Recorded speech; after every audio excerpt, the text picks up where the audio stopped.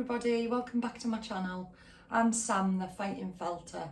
I'm just doing a quick cook along today. I was just doing tea and I thought I'll just do a quick video.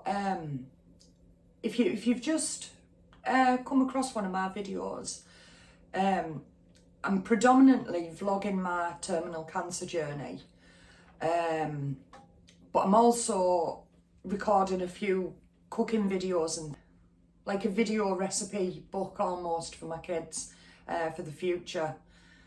So that's why I'm doing the cook along videos. But if you're not already subscribed and you want to follow me on my cancer journey, I also do like shopping videos, cooking videos, a few lifestyle videos, and I do some needle felting and a few other crafts. If you like the sound of that, if you'd like to subscribe, I'd really appreciate it. And if you like this video as well, if you could give it a thumbs up as well, I'd really appreciate that. It really helps me. Anyway, I'll stop waffling on and I'll crack on.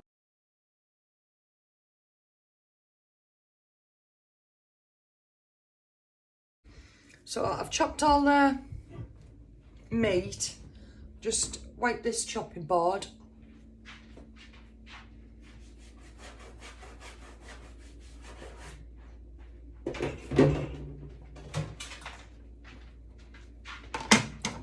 A different one. Right, so I'm just gonna, don't you just hate how when you've put things in the dishwasher it makes everything orange if you've cooked something quite tomato based. So I'm probably gonna do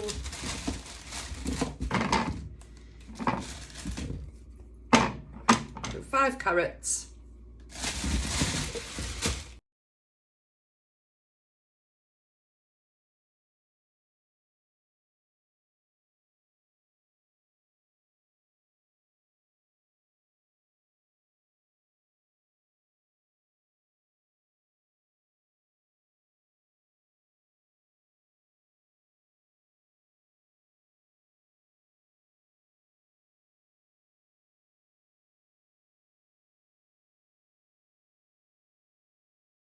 So all I'm going to do now, I've just got the meat and the carrots in. I'm just going to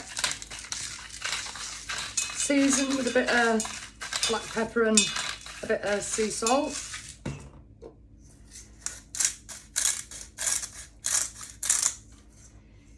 And then I'm going to top it up with some hot water.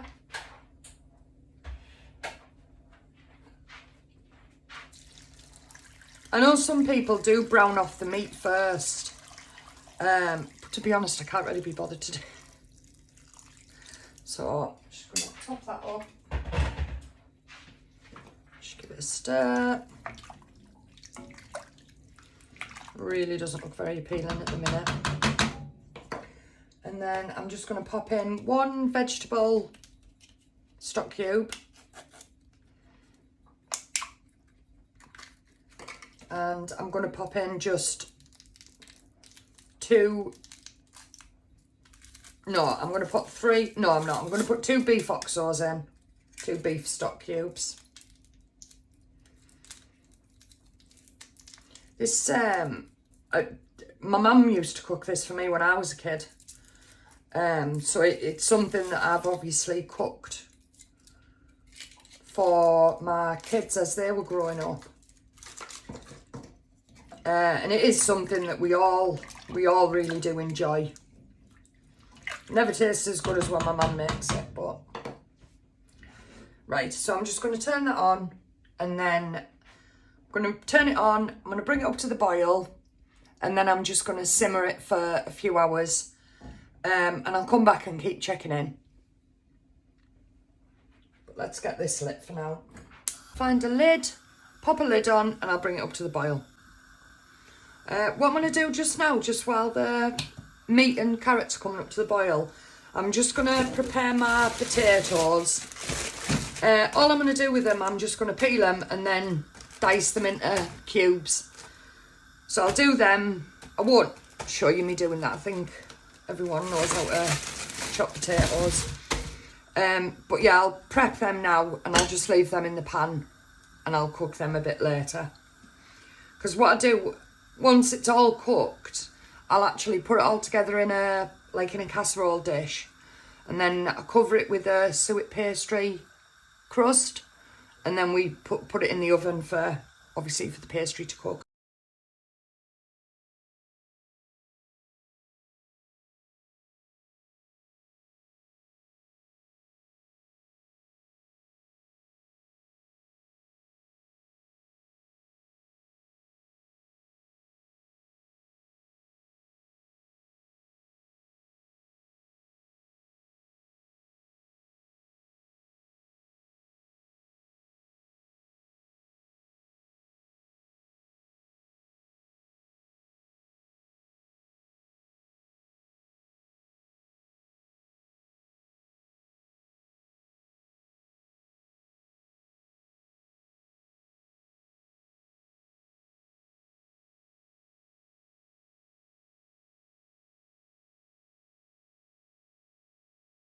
So I've chopped all the potatoes just into little chunks.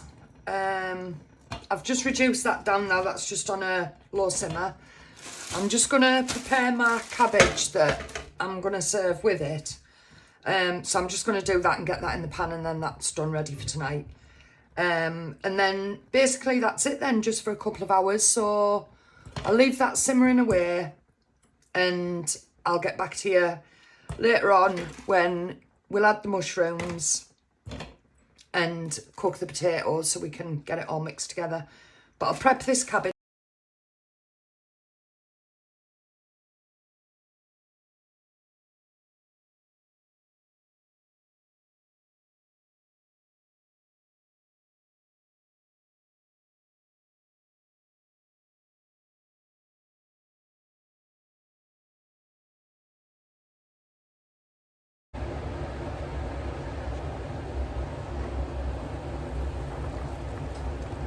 So I've just checked the meat. Oh, steamy. That's about cooked. So all I'm going to do now, I've washed and chopped the mushrooms. I'm just going to pop them in, put the potatoes on and get them cooked. They'll probably take about 15 minutes, 10-15 minutes. So yeah, so I'll cook the potatoes, I'll pop the mushrooms in, and then I'll come back to you. I'm also just going to add another couple of OXO cubes, beef stock, because what I do is I take some of the juice out of there, and then I'll just use a little bit of gravy granules in there to thicken it. It just makes it a bit nicer than just using plain Bisto. Yeah, so I'll just top this up a bit, add another couple of stock cubes. So I'm just going to make the pastry now that I'm just going to use. Like I said, normally I would just make my own pastry, but to be honest, I can't really be bothered. So all I've got is just a packet of short crust pastry mix and half a box of Atora, just the shredded beef suet. And I just add half a box to the packet of short crust pastry mix. Add the cold water, mix it together, and that's our pastry. But I do prefer a suet pastry top on this pie. So yeah, I'm just going to mix that pastry up. I'm going to drain the potatoes, they're cooked. I'm just going to give the meat another half an hour just so it's really tender. Oops, I started kind of without you. All I've done, I've just drained the potatoes, and then I've just literally, I've put the potatoes in the pot, and then I've put some of the meat and carrots on top, and then I've just put the rest of the potatoes, and then I'm just going to put the rest of the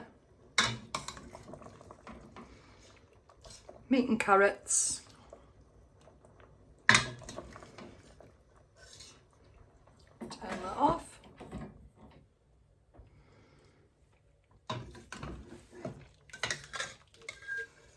Crikey, there's lots today in this meat and things.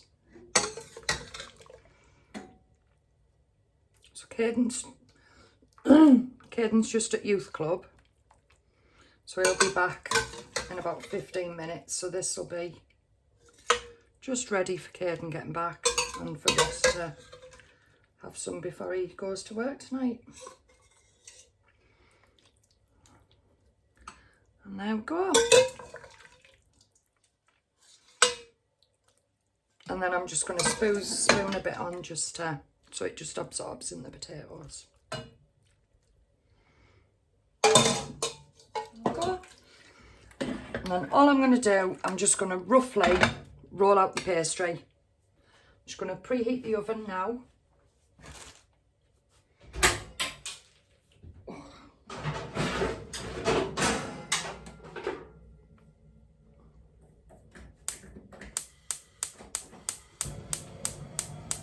Hit that to gas mark 6. So I'll just roll out my pastry. I'm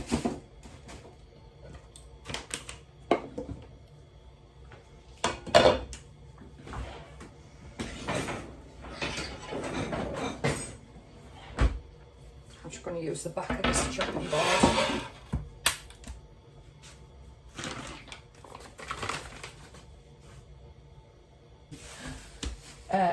In the fridge for 5 minutes. Well, it was about 20 minutes. I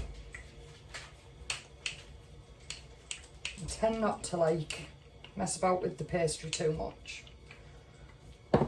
Just literally do roll out what I need, and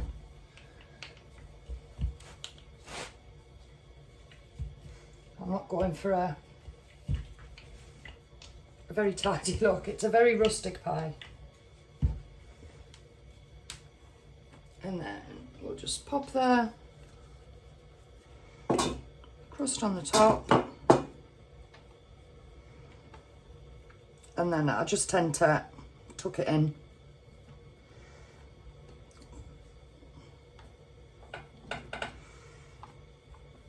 There we go. And then I'm just going to beat an egg. Just nearly drop the shell in.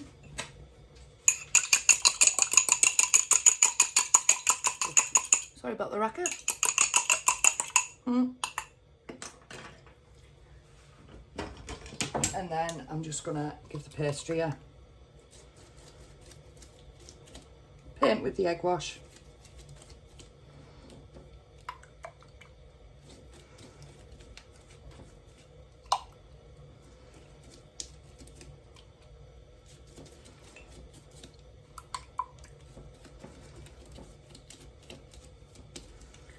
And pop a couple of little